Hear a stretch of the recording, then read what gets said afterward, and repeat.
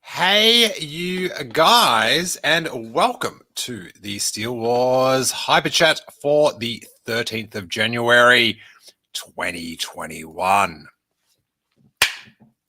Today, we wrap it up. The winner of the Mandalorian Season 2 prediction contest.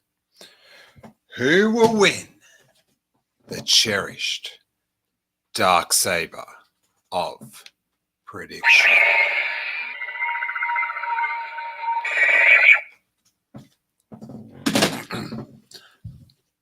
Hey to everyone in the live chat. We've got Michael Nip Leadra, Kieran Dodgerall, Kieran, buddy, a lot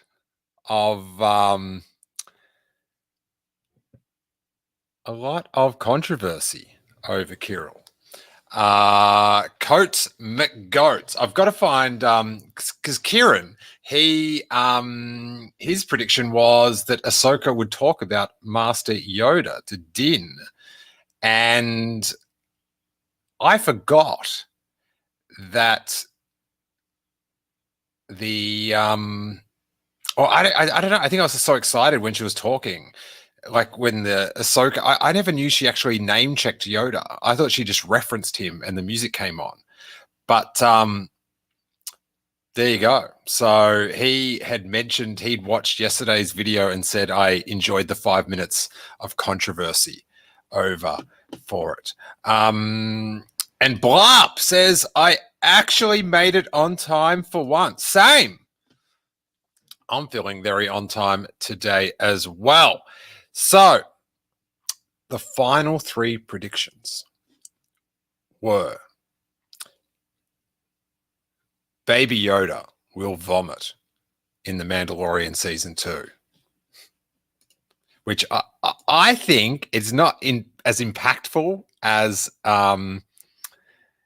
one of the other ones, but it is such a good, obscure prediction. That's what we like. That's what we like. And there it was. We got it. Ahsoka, as Kieran predicted, would talk about Yoda. And Dan Michael Brady was the one that predicted Baby Yoda would vomit in Season 2. Kieran predicted that Ahsoka will tell Din about Yoda. And our other finalist, Dan Z from Coffee with Kenobi, that a de-aged Mark Hamill would appear as Luke Skywalker in a cameo of sorts. Overnight, we had a Twitter poll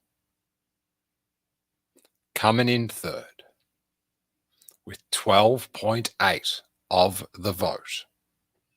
Congratulations to Kieran. With Ahsoka will talk about Yoda. Coming in second, surprisingly high, which I respect because it is a very good prediction. 40.3%. You got to think in any other prediction contest, they would have won. But Dan Michael Brady in second with Baby Yoda will vomit in The Mandalorian Season 2.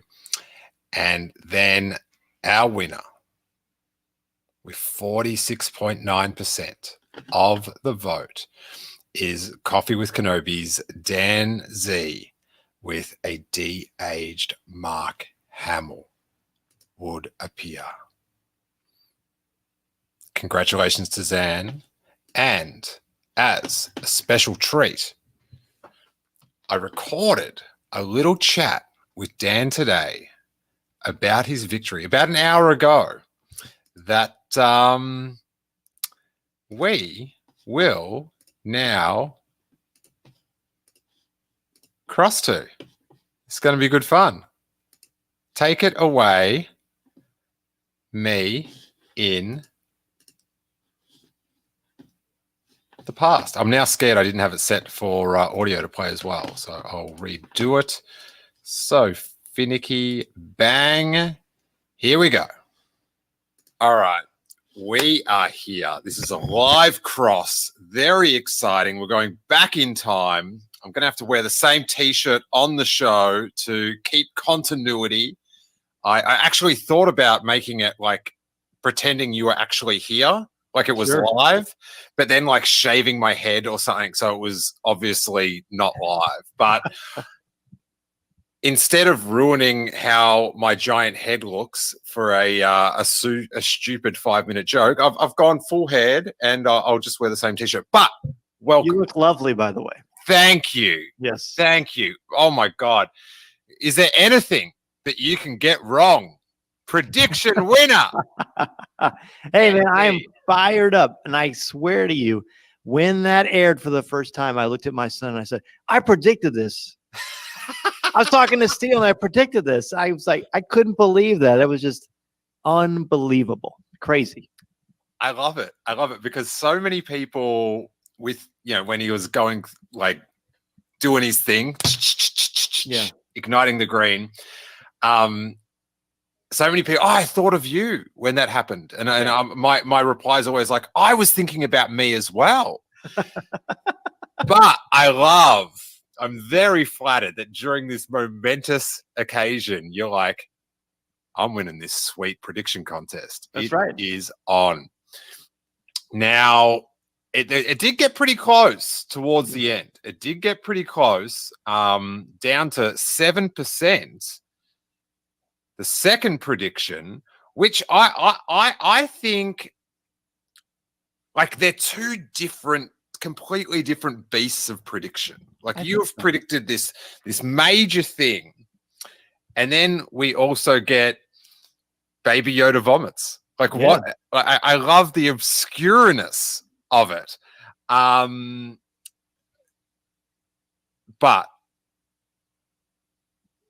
I think that's a really good prediction, and it came true.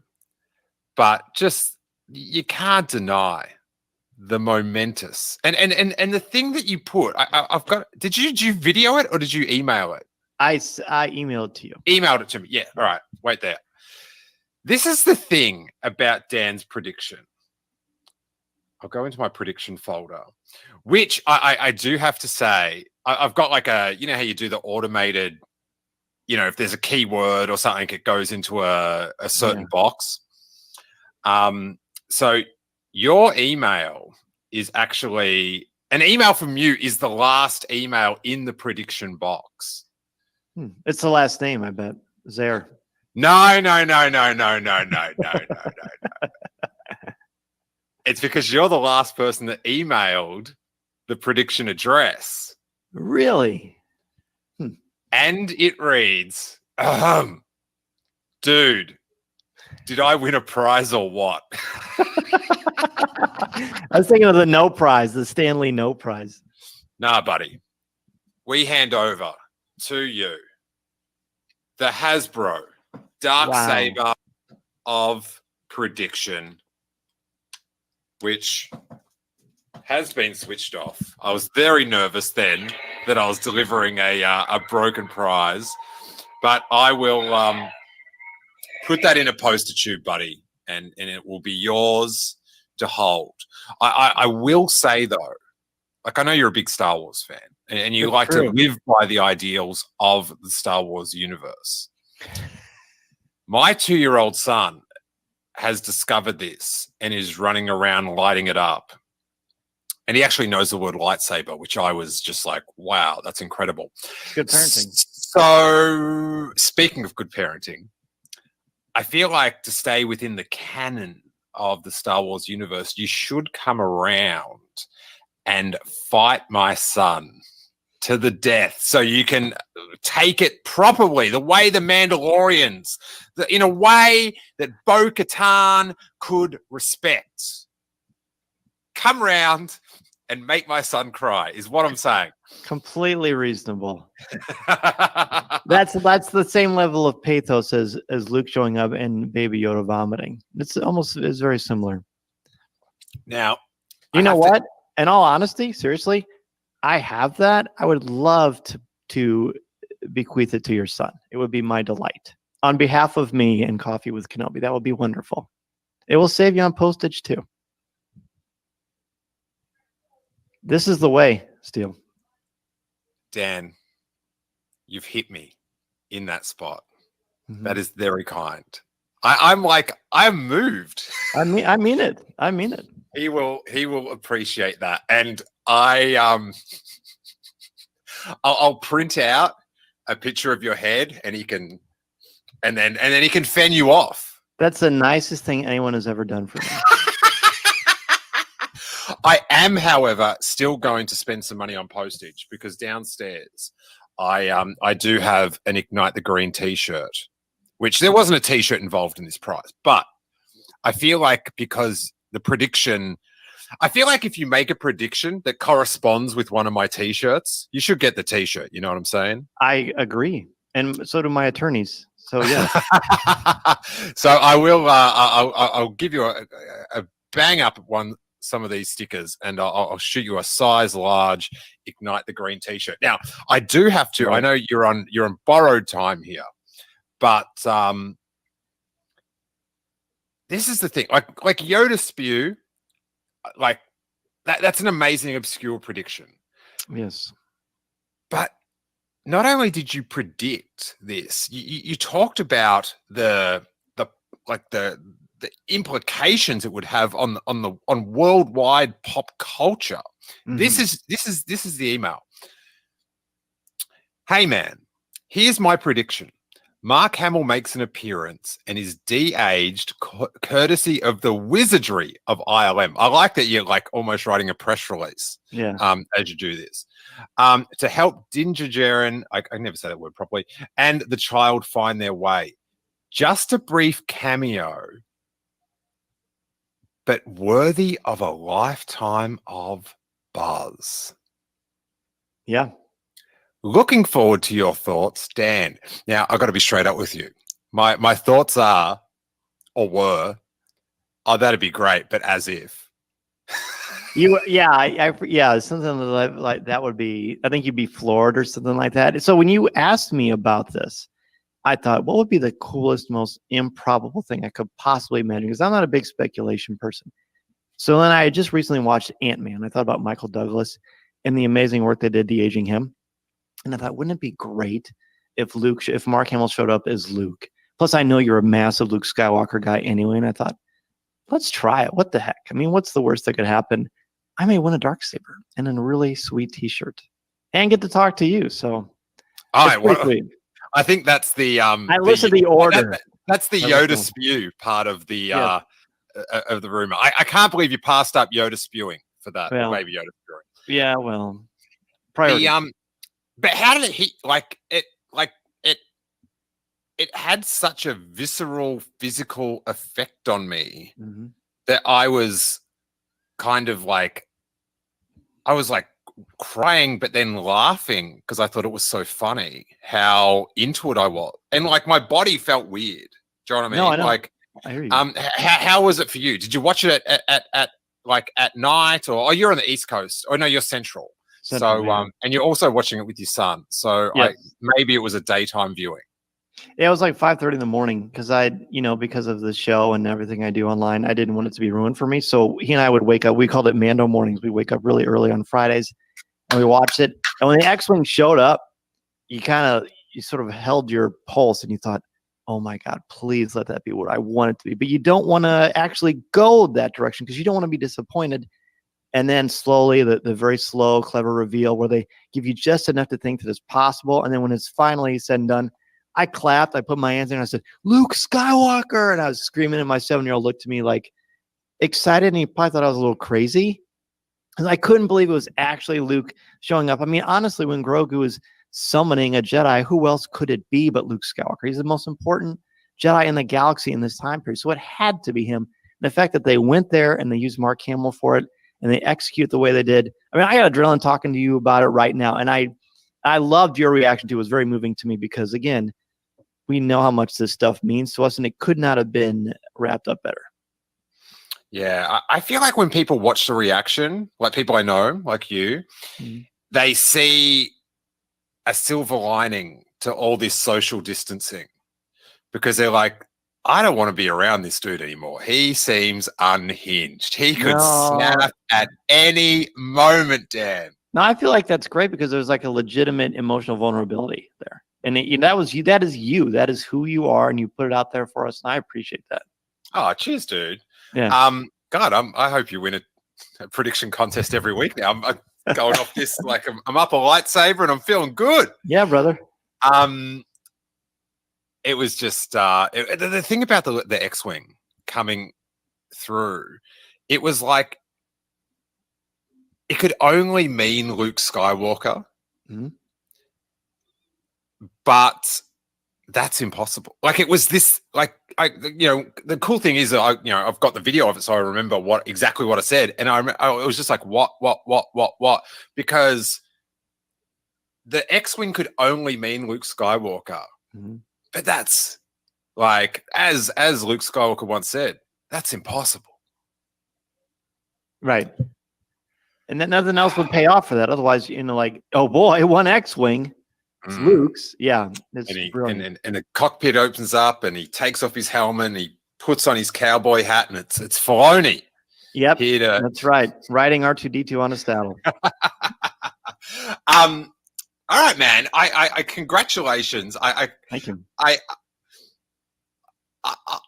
I think you can trust me when I'm saying I'm very glad that your prediction won. Yeah, no, of course, because that would be the ultimate thing. I mean, there is nothing else in Star Wars I think that could come close to that. Honestly, it's like it's a marriage of everything we like about Star Wars: the Mandalorian, which is obviously great and new, and then the classic trilogy and Luke Skywalker, Mark Hamill. I mean, and seeing him kick butt like we wanted to see him do, it's great. The cool thing that I really like about how like that whole end scene and the emotions around it is it fused my childhood fandom with my adult fandom, because when I'm not sure how it is for you, but because Harry's so, when the Mandalorian first started, I think he was like 10 months old, or he was very young.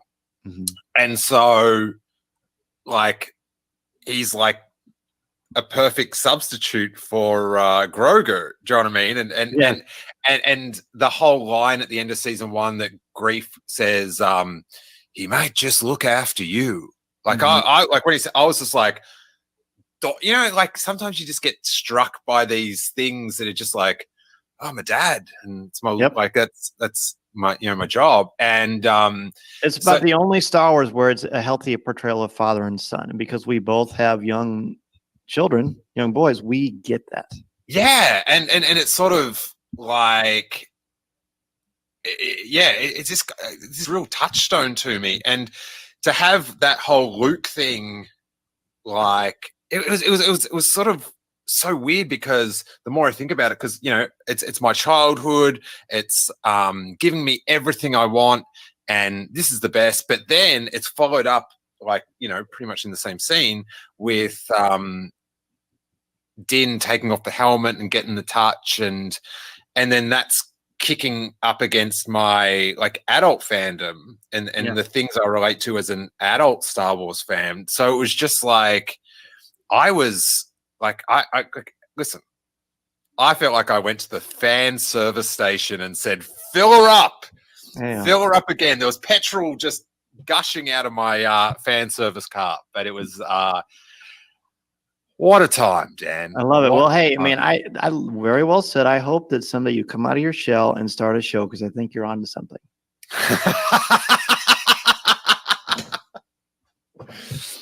Hopefully I'll come out of my shell one day. I appreciate have faith in you. I appreciate that.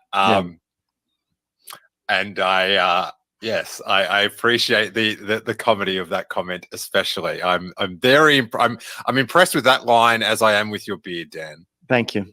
Thank you. That is a good winter's growth. Indeed. It's the teacher look. Yeah, you've got that sort of dashing teacher. Like, it's almost the dictionary definition of like just a handsome teacher going about his business. I'll take it. I'm going to put you in the front row. Thank you. Yeah. I was never a front row person. I'm not sure if that's surprising to you or not, but that's how we roll. But before you go, sweet plug. I've got to contact the publisher to get all the info for that, and I'm getting back into the interviews this year. So there's a prediction that I hope comes true. Interviewing episodes coming back. Let the good people know about the book and the very beloved long running Coffee with Kenobi. Well, thank you, sir. It's awesome to chat with you as always. You can find the Star Wars book I wrote alongside Pablo Hidalgo and Cole Horton. All over anywhere books are sold. It's basically a series of curated essays that breaks down Star Wars, the Force, the characters. It explains how a lot of things work. It's very, very cool. I would like it even if I wasn't a part of it. You can certainly find me on Coffee with Kenobi each and every week, wherever podcasts are. You can find me live every Monday night, 8 o'clock p.m. Central Standard Time on our Facebook page. And I think that pretty much does it. You can also find my writing occasionally on StarWars.com and IGN. Excellent. Dan, I had a great time catching up with you. Yeah, I do have to say I am moved by your I don't even know, bequeath. I don't know. Bequeathment. I'm talking to a teacher, so I'm getting all nervous. That's all right. I just stuck my chewing gum underneath my desk before I called you up, actually. So we're in the clear. Yes, don't put it by the boogers. Yeah. I'm not going to eat it again. Oh, I'm not. No. Yeah. Okay. Good advice. You've got all the lessons. Thanks so much, man, and thanks for entering the contest and being a part of the fun. And for next year, we're actually going to do a prediction just for the whole year, a prediction contest for Star Wars news. So we will be calling upon you for that, and we will, as they say, in that Star Wars film that we've seen, we will watch your career with great interest. I love it. Hey, pleasure, my friend. Always good to chat with you. Keep up the great work. Cheers, buddy. Talk to you soon. Thank you.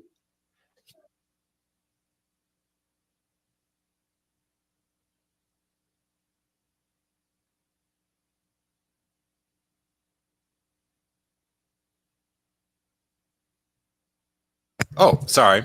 My mic was off then. So damn it. I was going to go one day without a technical incident. Damn it. 0 days without a technical. Damn it. But I get to keep it. Harry gets to keep it. He was using it this morning. So I was considering I was going to have to buy another one. So I'm good. I am good. And it stays in the family. Thank you, Lidra, who told me I was muted. It was weird. I was just watching that with all you guys. So that was, I really got, I know how you guys feel now watching this. I really do. I don't really. But thank you, Kevin. Says 2 great Star Wars fans collaborating together. Yay. James says Steele is a Star Wars positivity magnet. I'm a magnet for a lot of things, I got to tell you. But that was a lot of fun, and it was really cool to catch up with Dan. And Leisha says, I'm glad he was able to keep. I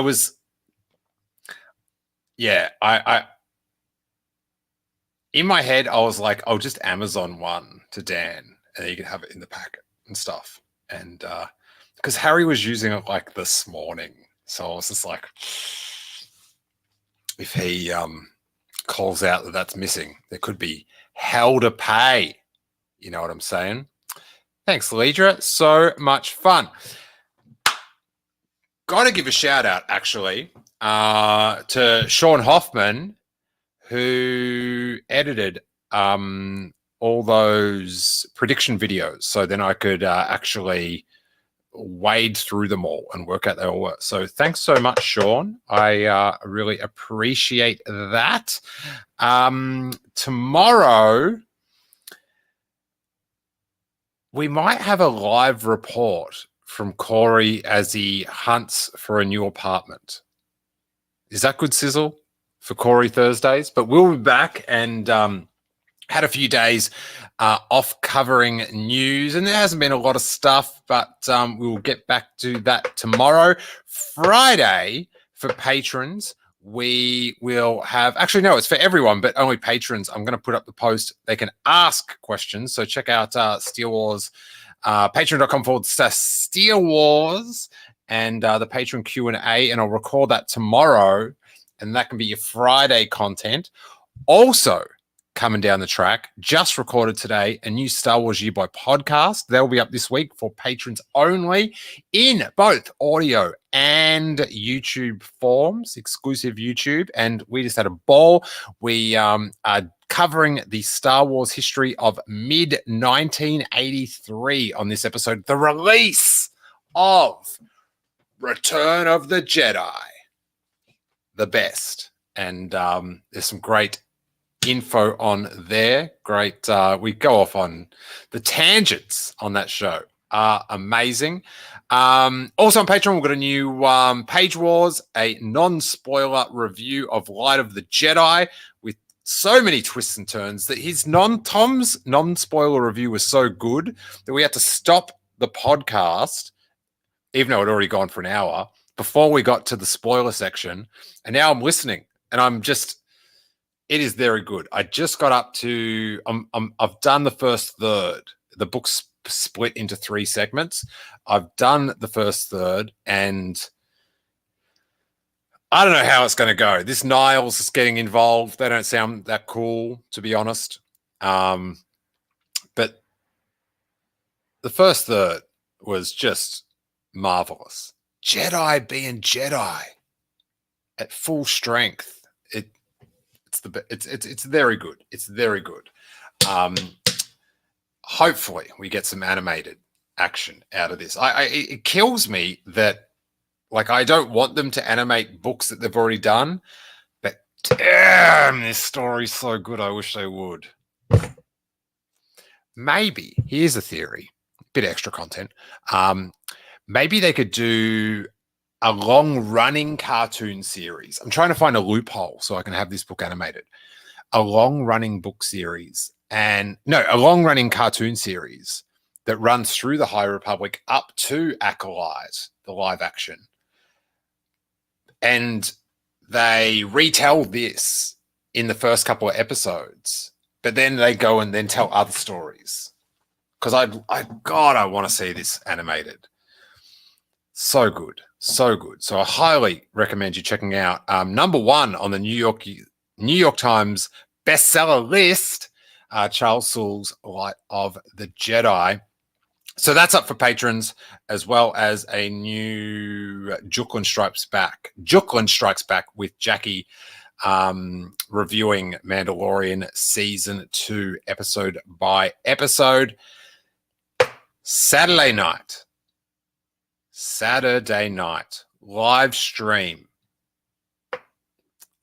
the Steele birthday live stream, day after my birthday.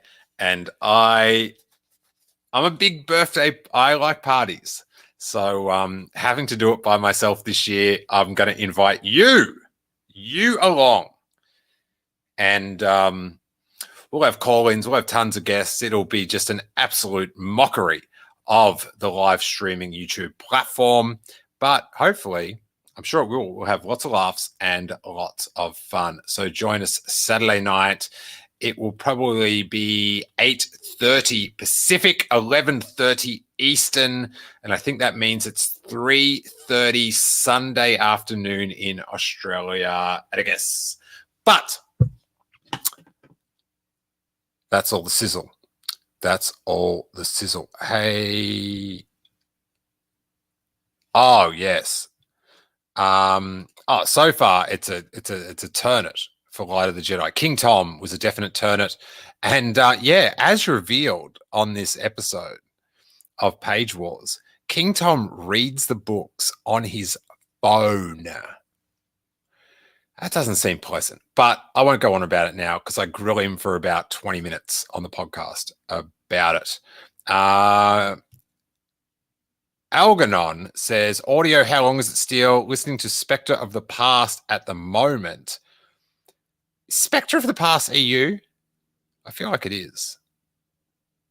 Oh, and it's 14 hours-ish. I think this one's 12 hours. It's in that. It's very similar to that. It's very similar to that. All right. We're going to wrap it up. Help out the algorithm. Pardon me. Oh, help out the algorithm. But for now, this podcast has gone on long enough. I should point out that this episode is on the iTunes feed. It's not a Patreon exclusive. It's on the Patreon feed as well. But if you're listening to iTunes feed and you're like, hey, I'd love these episodes daily. I'd love daily Star Wars podcasts. Check out the Patreon, patreon.com/Steele Wars, $3 a month. And your feed, it's going to be jam-packed with hyperchats, exclusive stuff like Page Wars, Star Wars by Podcast, Juklin Strikes Back, Robo Report, and 700 back episodes, interviews with Ben Mendelsohn and Steve Stanton and all sorts of great people. Hey, we're out of here, but may that force be with you.